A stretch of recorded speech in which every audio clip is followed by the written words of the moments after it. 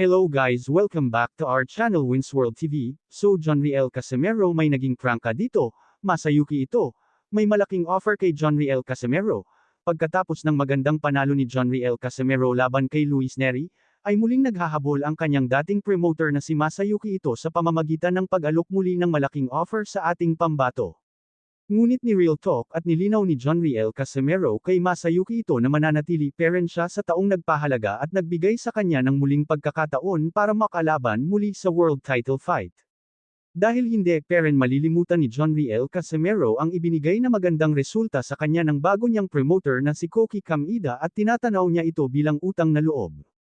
Ayon kay Jonriel Casimero ay si Koki Kamida lang ang nagbigay halaga at nagtiwala muli sa kanya.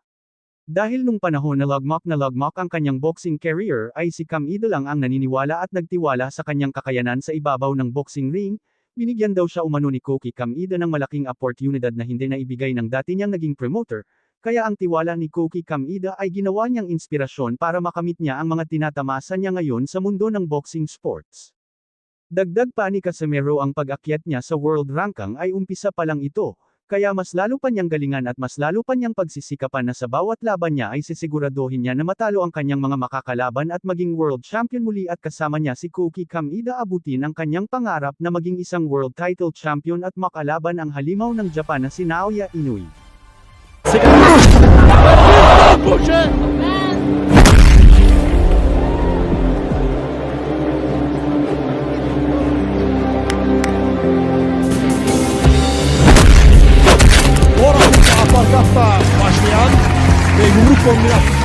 Dumako naman tayo sa iba pang mga balita, so alam naman ng karamihan pansamantala na antala ang mega rematch fight ng ating former 8 World Division Champion Manny Pacquiao vs Floyd Mayweather Jr., na magaganap sana ngayong September taon kasalukuyan, at dahil dyan ay nagpahayag at naging prangka na itong si MP Promotion President Sean Gibbons patungkol sa update ng rematch. Ayon kay Gibbons, ay prangka niyang sinabi na malabo nang mangyari ang mega fight rematch ng kanyang alaga na si Manny Pacquiao at Floyd Mayweather Jr. Madami daw kasing problema si Floyd Mayweather Jr. na kailangan ayusin lalong-lalo na ang kanyang kaso at ang kanyang mga utang. Bukod dyan ay patungo nito sa edad na 50 years old si Mayweather sa susunod na taon, kaya hindi daw niya sigurado kung magiging mabente pa ito sa fight fans ang kanilang laban. Dagdag pa ni Gibbons ay wala daw talagang planong itaya ni Floyd Mayweather ang kanyang mga titulo, bagkus ang tanging hangad lang ni Floyd Mayweather ay exhibition fight lang.